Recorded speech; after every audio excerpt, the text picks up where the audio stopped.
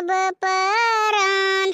जेहि दिन बेटी मुअरी होई है परई, केहि विध राखब परान।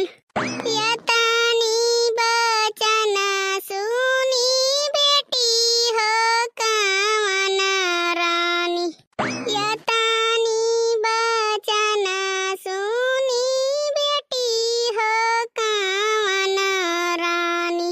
मैया से पूछैया बात रे ललनवा, मैया से पूछैया बात रे ललनवा। ई मुअरी मैया होई है कि जई है, के